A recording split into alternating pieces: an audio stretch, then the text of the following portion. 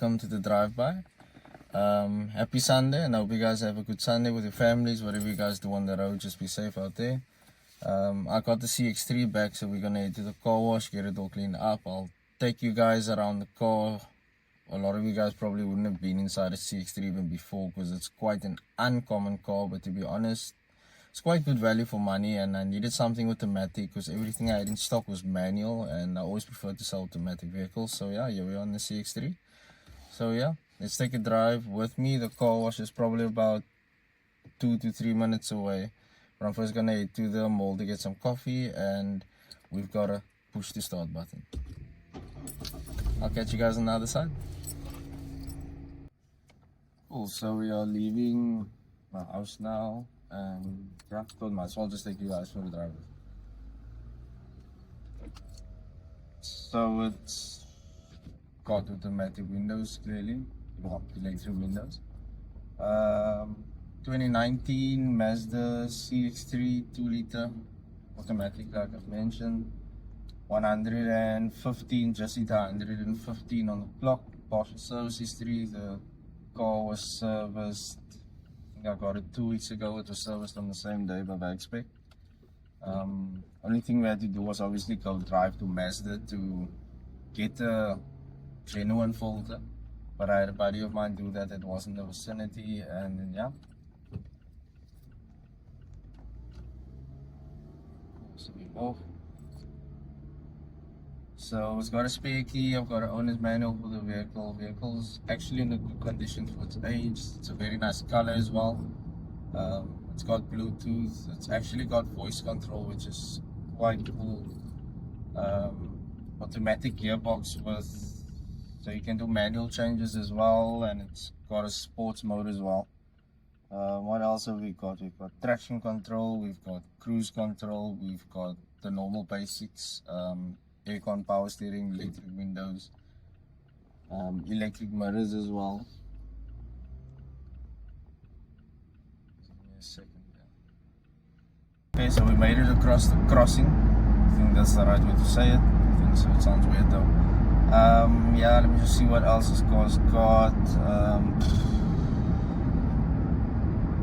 Can't think of anything else at the moment. It's got ISOFIX for the rear seats. As weird as you get older, what type of requirements you actually need. Obviously I have a child, so for me, a car with no ISOFIX is a big no-no. What else? The car's quite spacious inside. For what the selling price will be, and you're probably looking in the range of a Polo, but in my honest opinion, this is way more value for money than a Polo anyway. It's quite light on fuel. Let me see what it's doing. At the moment, it's averaging 8 liters per 100. I haven't really driven it, so probably not the most accurate figure, but that's already more than, what did I say? The R32 does double, the blue car R32 does double that, so. Can someone say VIP parking? So hi everyone, the audio might be a bit loud in the background, so I'll try to speak as loud as possible without shouting. I'm at the car wash now, they're busy washing the Mazda.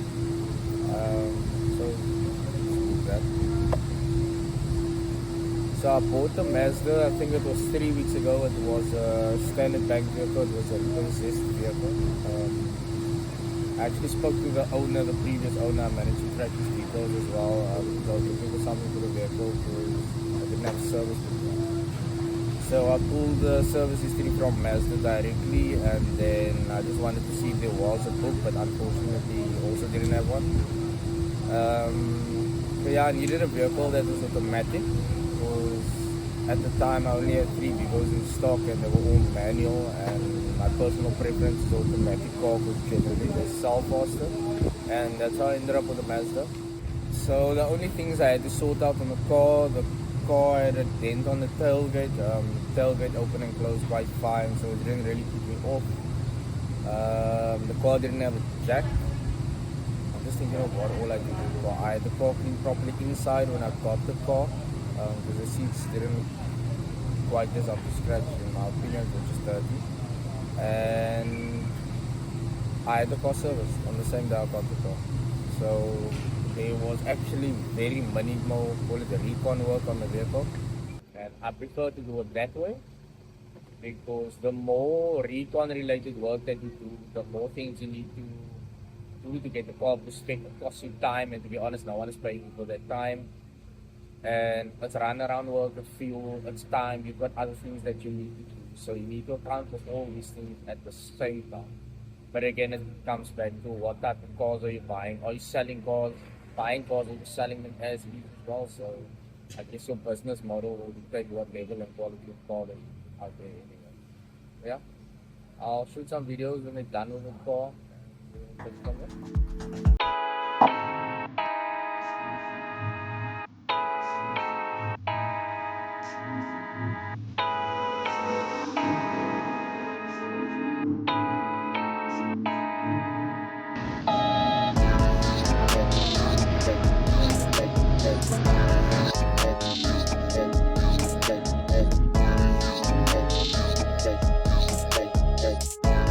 So I'll add a picture of what this looked like previously, but how's this?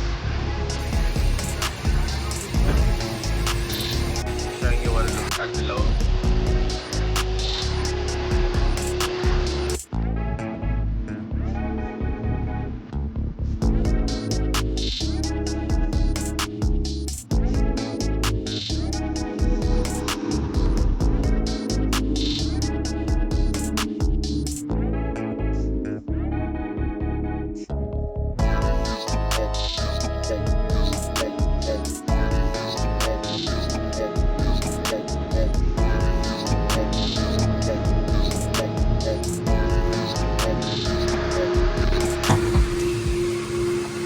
So this is what the engine of the CX-3 looks like. I had it cleaned up I think 2 weeks ago.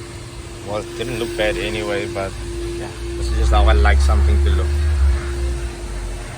You must be able to eat from it. Figuratively. So we just finished at the car wash now. It took quite some time to clean the car, but it's clean and it smells like a car now. I just need to run home quickly to get my dog and take my dog for injections, and then I'll probably hop back into this thing because there's no way I'm putting a dog inside this thing now. So here's the beast and here's the cold stuff.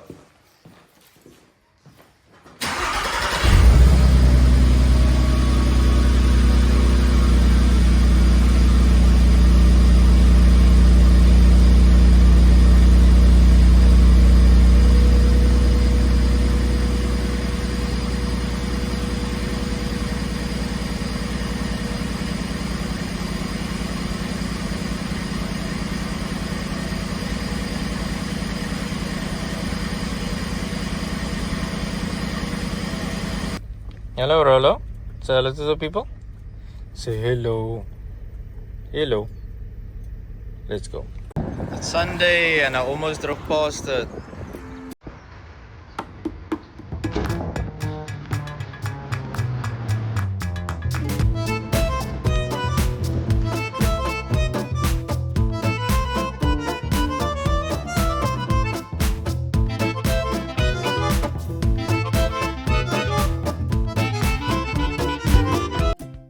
So just to run through some of the expenses and details I have of the vehicle. Got the vehicle, we got the original oil filter from Mazda. It was like 165 bucks. The service at Wagspec was 1.4. They didn't supply the oil filter, that's why it was a bit cheaper than normal. Roadworthy, licensing, number plates. Yeah, there was very little actually expenses with this car. Owner's manual, spare key.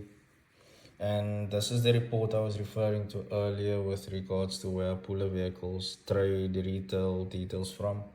It's from Lightstone. I'll put a link in the description to this so you can actually, if you're interested in any vehicle, you'll just go to the link, fill in your details. Like 5 minutes later, you'll have a report.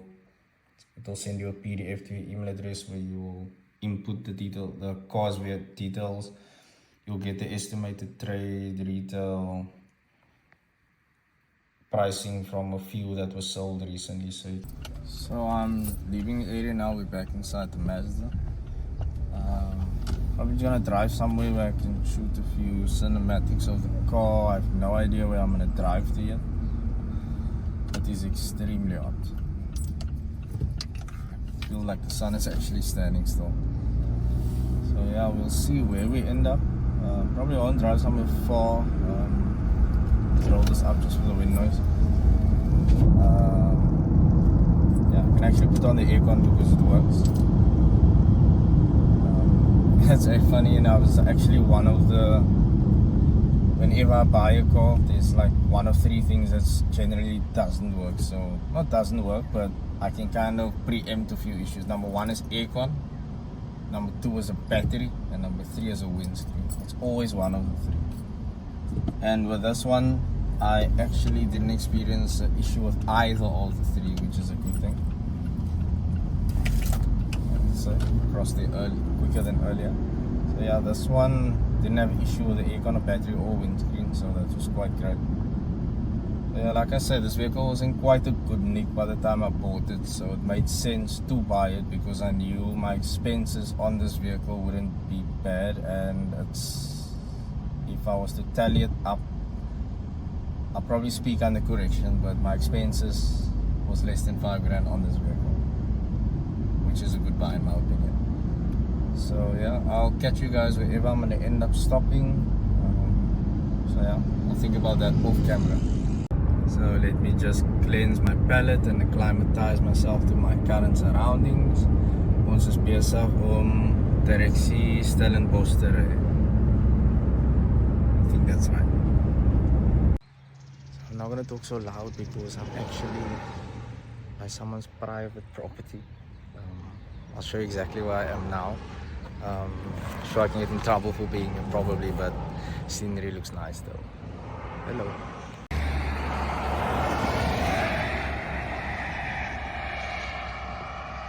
So to that way we go back to Curls River.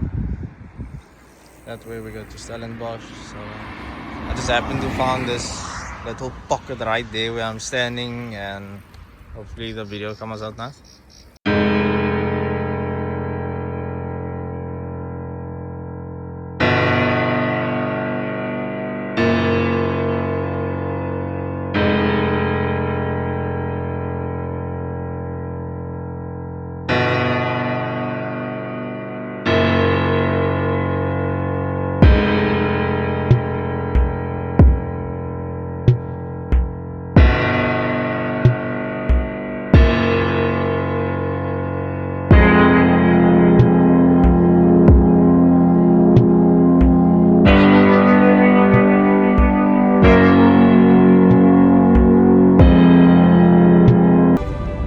Actually driving back because I got home and I realized I didn't record quite some footage, so we are back at the spot. Don't know what we're gonna call this spot, but the drive-by spot. So I'm gonna end the video here at the drive-by's current spot where we get kicked out here. It's nice and peaceful here. We've got a road in the background. Yeah, very nice shooting location, so I'll probably come back here in future. Thanks to everyone that's been messaging me and watching encouragement, etc. Appreciate you guys, and yeah, keep giving me feedback on whatever forums, and thank you for watching the videos thus far. Please share as far as you can. I would appreciate it. And yeah, I actually had to drive back here, like I mentioned. When I left here, I got home and I realized there's so much footage that's missing, but luckily this was like 5-10 minutes drive from where I stay anyway, so have a great week everyone, and I hope there was something that was meaningful or informative to you within the video, and have a great week. I'll catch you on the next episode of The Drive By. Thanks a lot.